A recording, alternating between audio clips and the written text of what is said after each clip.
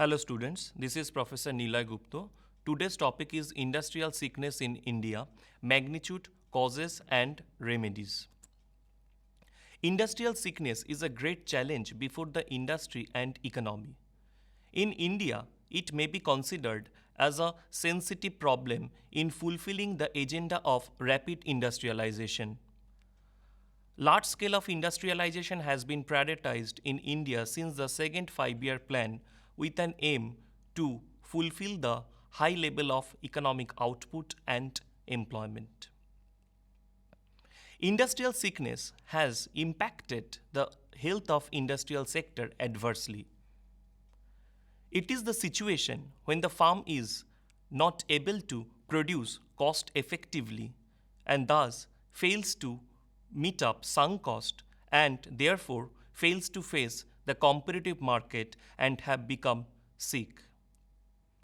Moreover, industrial sickness creates negative sentiment among the investors, which may be considered as a threat to the economy in achieving higher economic growth.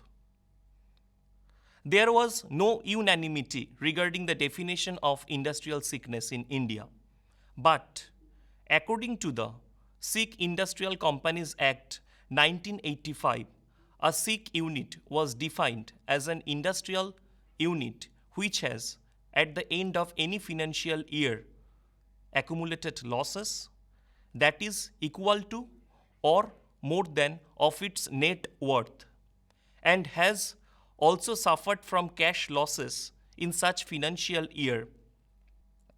According to the Company Act 2013, the inability of the firm to pay the payment on demand by the secured creditors, which comprises 50% or more of its outstanding amount within the 30 days of notice, and therefore the secured creditors may apply with the tribunal and to declare the company sick. Industrial sickness has been considered as one of the primary causes of economic slowdown in a particular state or India as general, Goswami 2012. Over the times, the incidence of Indian industrial sickness in India has increased due to both internal as well as external causes. In regard to that, Mishra and Puri 2004 stated, sickness of an industrial unit in India are due to the delay in supply of raw materials, due to delay in banks' credit, and due to the poor entrepreneurs. Industrial sickness is not only confined to the industrial sector but also hampers the banking and financial sector by reducing their profitability and raising their non-performing assets. The entire lecture is being splitted into three categories. Number one, we will be focusing first the magnitude of industrial sickness in India. For state-wise discussion, the 16 major states in India have been chosen for the study. Next, we will be focusing on why industrial units have become sick, and after that, we will be focusing on the remedial measures adopted by the government.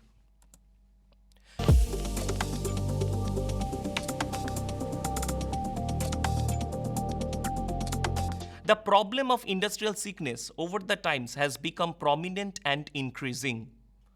But the scanty data on recent times on industrial sickness has been a key challenge to the policymakers and to the researchers to study about this particular topic.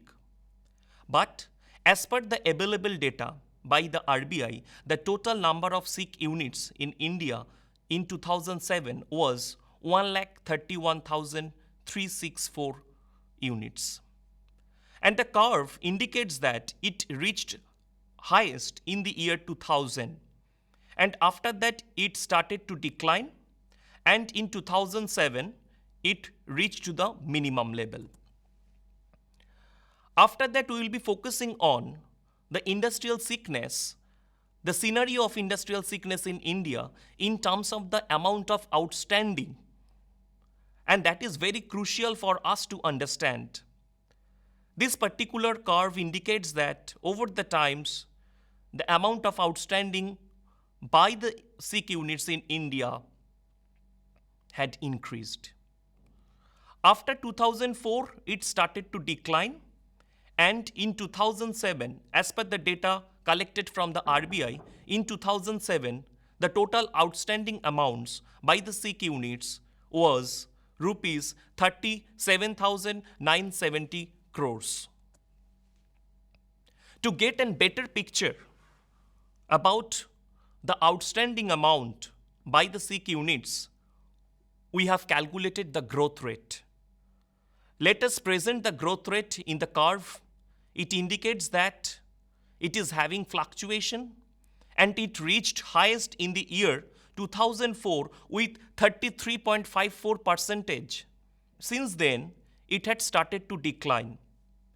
And before that period, there was a fluctuation, but after 2004, it had started to decline, and it becomes negative in the year 2005. That should be treated as a good sign for the economy. And in 2006 also it was in negative, and in 2007 once again it resurged. So this trend once again raises the question about the rehabilitation package of the government towards saving to arrest industrial sickness in India. And you all know that small scale units, medium units, MSME sector is one of the backbone sectors in any economy like us.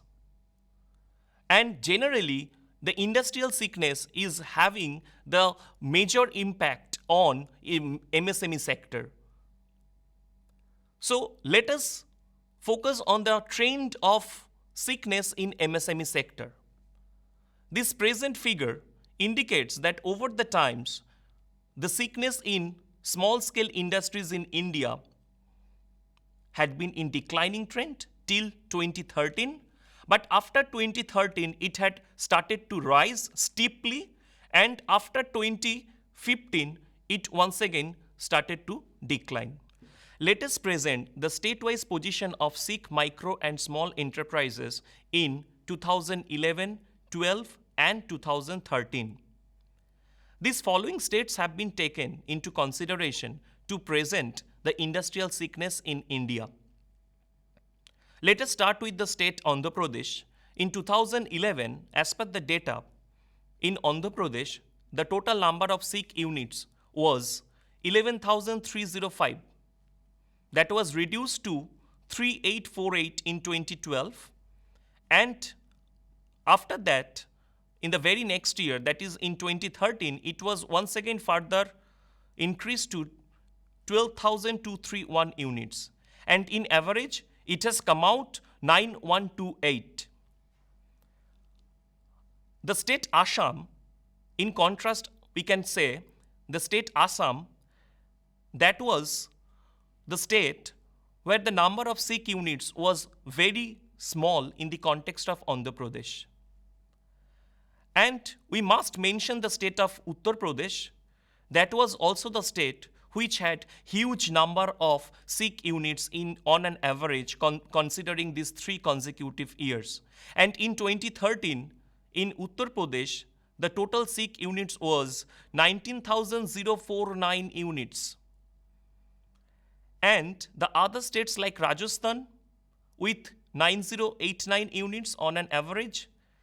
The other states like Orissa, Bihar were not also in good position in terms of the number of Sikh micro and small enterprises.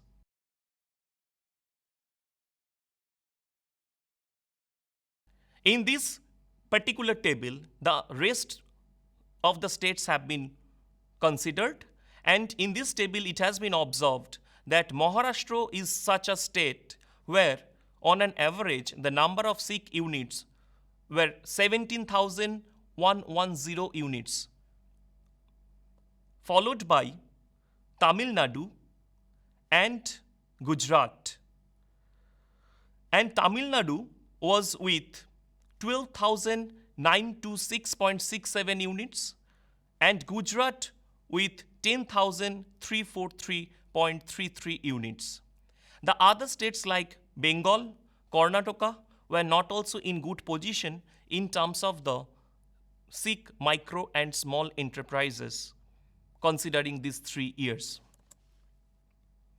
After that, this particular table has been prepared to present the performance of SIC micro small enterprises in terms of the outstanding amount.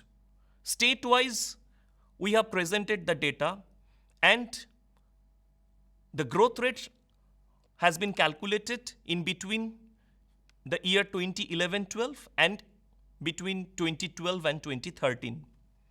In terms of the growth rate of the outstanding amount, Andhra Pradesh is such a state where the growth rate of the outstanding amount of the SIC micro and small enterprises was minus 4.91% in the year between 2011-12. That was steeply increased to 70.71%. So that is why it has been categorized as heavily increased state. Next is Assam. Assam is a state where the growth rate of outstanding amount of SIC micro and small enterprises was 18.18% in between 2011-12. That was slightly declined to 17.69. So that is why it has been marked as almost same. The other states like Bihar, the growth rate of outstanding amount of SIC micro and small enterprises was jumped to 238.72% from 15.62%, and that is why it has been categorized as heavily increased state. The other states like Orissa, that was also categorized as heavily increased state. The other states like Delhi was also categorized as heavily increased state. In contrast to these states, we can present the data of another state, that is Rajasthan. For the case of Rajasthan, it was slightly decreased. The growth rate was slightly decreased from 197.65% to 176.93%. That is really a good indication. And another state I must mention, that is the state of Haryana, where the growth rate was heavily decreased from 765.12 in the year 11-12 to 116.02. And another state, Punjab, there was a slight jump that was from 8.05% to 28.57%. The other states like Uttar Pradesh, there was also a big jump from 14.81% to 405.58%, and it is once again could be considered as heavily increased state. Gujarat is a state where the jump was slight, not a very huge amount compared to the other states, other big states like Uttar Pradesh. In Gujarat, this jump was from 44.80% to 89.71%. So that is why it has been categorized as only increased state. And the state of Tamil Nadu, it must be mentioned because the growth rate was 16.82 in the year 11-12. That was drastically reduced to 2.69% in the year 2012-13, and that is why it could be considered as an improved state. And the other states like Kerala was not also in bad position, slight jump from 1.16 to 12.43. But for Bengal, it was 11.54 to 40.53% increased, but not in a very heavy level compared to the other states like Maharashtra and Uttar Pradesh. So we can summarize the entire data presentation because our prime objective of today's lecture is to focus on the magnitude of industrial sickness in India. So we can summarize that considering these 3 consecutive years, that is 2011 to 2013, on an average, the SIC small-scale industries in Maharashtra was the highest number, followed by Tamil Nadu, Gujarat. The position of Andhra Pradesh, Uttar Pradesh, West Bengal, Karnataka, in terms of the number of Sikh small-scale industries, was not also in good position. They were not also in good position. Out of the 16 states for the consideration, the 8 states, that is the 50% states, have been marked as a heavily increased status. Along with that, the 4 other states, that is the 25% states, have been marked as increased status. Therefore, the 12 states, that is the out of 16 states, that is the 75% of the selected states, could be categorized as either increased or heavily increased status. This scenario indicates once again the question of rehabilitation package of the government towards saving small-scale industries in India.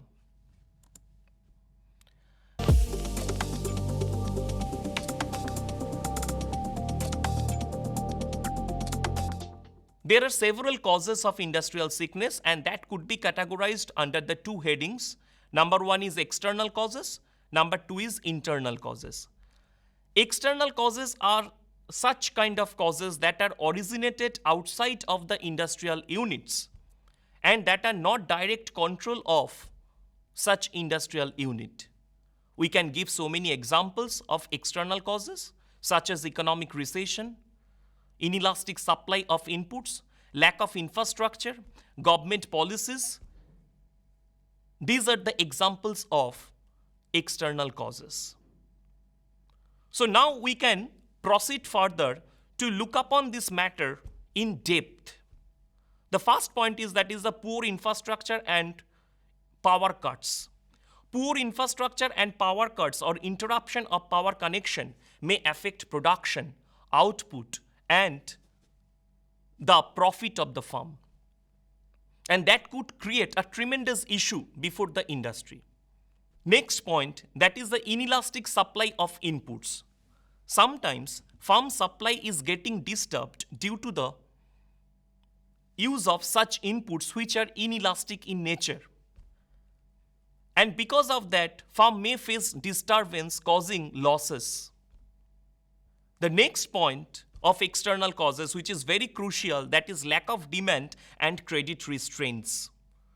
Worldwide recession, geopolitical tensions, slowdown in the economy could reduce the demand of the product, and this lack of demand of the product makes the farm and industry economically weak and have converted them sick. And along with that, we must mention the contractionary credit control mechanism sometimes raises interest rate, which could also affect the demand negatively. And this is once again a big challenge before the farm to manage it. Next point, that is higher rate of cost of capital. We all know that for production, capital is one of the important ingredients. Therefore, accessibility and the collection of capital is a very crucial component from the side of the farm or an industry. And therefore, sometimes we know in Indian economy, to manage inflation, the Reserve Bank of India raises interest rate. And this interest rate raises the cost of capital, and that would lead the farm to become a sick, because in that situation, farm must take it at the higher rate of interest. So therefore, their cost of production will increase and they have become sick. Next is government policies. The government policies related to taxation, export, import, licensing, etc. could make a production unit a sick. Liberal and free market economic policies sometimes paved the way before a so-called large firms to serve and grab the international market. On the other hand, the small, medium-scale firms, they are not suitable to face this kind of uneven competition from the large and the foreign firms. And this openness of the economy could be a matter of threat before the sick and small scale units in India. And therefore, they become sick. After discussing so many points from external causes, let us consider the internal causes. Internal causes are originated within the unit and that are under the direct control of the management, and management could solve the problem, but these problems once again affects production, output and the finance of the firm. So let us focus on the points of from internal causes. Number 1, faults at the planning and construction stage. Faults can occur at the planning and construction stage. It includes wrong location to wrong estimation of demand forecasting, lack of market knowledge, no analytical research could lead the firm not to become steady in facing the severe competition and become sick. The next point, defective machinery and poor infrastructure. Due to poor economic and financial condition, most of the small, medium scale industries and cottage industries, etc., are unlikely to install modern equipments and technology at their plants. Sometimes they adopt obsolete and inappropriate technology which raises cost of production and have become sick. Financial issues is the next point. We all know that financial aspect of any firm is very crucial to survive. So many small-scale industries, medium-scale industries face acute financial crisis, acute financial deficiencies, and to manage it, they sometimes take loan from the bank, and sometimes they fail to make repayment to the taken amount from the bank, and as a result, the bank will face the problem as well as the firms would be leading towards a sick unit. Entrepreneurial incompetence. In today's competitive environment, entrepreneurial skill and efficiency are very important for taking the right and correct decision. If the entrepreneur is incompetent, his wrong and incorrect decision will affect the firm in surviving in this today's competitive world. The next point is management issues. The most crucial cause of industrial sickness is the management issues. Faulty policy, managerial inefficiencies, and wrong decision making, etc., could make the firm stressed. Improper inventory management, absence of quality mechanisms, and improper pricing policies, etc., could make the firm under pressure, and these causes could act as a catalyst in making the unit weak. Next is labor issues. Improper wages, inadequate facilities given to the laborer, etc., have resulted in lockouts, strikes, and even closure of the unit. Sometimes this problem could be so much complex due to the involvement of the political parties. Thus, if these issues are not being solved tactfully, then that can be the cause of industrial sickness. After this part, we will be moving to the last section of today's lecture, that is the remedial measures.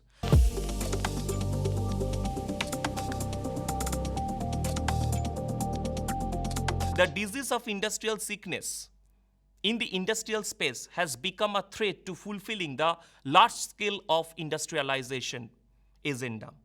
There have been several measures adopted by the government over the time period to tackle this problem. Some of the measures adopted by the government to revive sick industries are as follows. Number 1, on October 1981, government announced guidelines to its ministries, state governments, etc. regarding sick industrial undertakings. It was decided that bank and other financial institutions providing credit to those sick units were requested to ensure such credits were utilized efficiently and properly. Next, the government also announced a scheme that is called margin money, effective from January 1, 1982, for reviving and revitalizing the sick units. Under this scheme, a small-scale unit was sanctioned of minimum loan rupees 1000 and maximum of rupees 20,000. These minimum and the maximum amounts now have been revised. On October 1989, government announced a scheme named Grant of Excise Loan to the Sikh industries.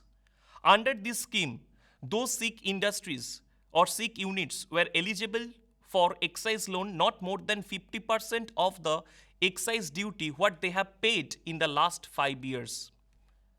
The government established Industrial Reconstruction Corporation of India, IRCI, in reviving and revitalizing the Sikh industries through providing financial assistance, through providing managerial and entrepreneurial skills to those weak industries, to provide merchant banking services, to provide consultancy services regarding Sikh industries. As per the Sikh Industrial Act 1985, the Government of India set up Board for Industrial and Financial Reconstruction BIFR in January 1987 for determining the packages which are required to revive a Sikh unit in India. There have been a lot of debates about the functions of BIFR, but till December 2007, from its inception year, May 1987, BIFR had received 7158 references under SICA 1985 Act. Let us have a look on the scenario of registration of large-scale companies under BIFR Act. It has been observed that till 2008, it was in negative, the growth rate was in negative. After that, it was in positive till 2013, and after that, it had started to decline. So in this regime, that is, I want to mention, that is from 2009 to 2013, it was in positive growth. So that was definitely not to be taken as a good indication for the economy.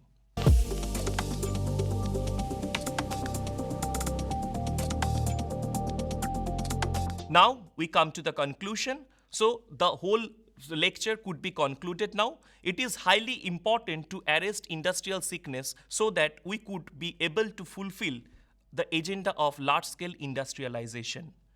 Banks have granted capital under various schemes for revitalizing those Sikh units, but sometimes it had raised the non-performing asset of the commercial banks. As per the RBI's direction, banks can extend relief and concession to those Sikh units based upon the merit.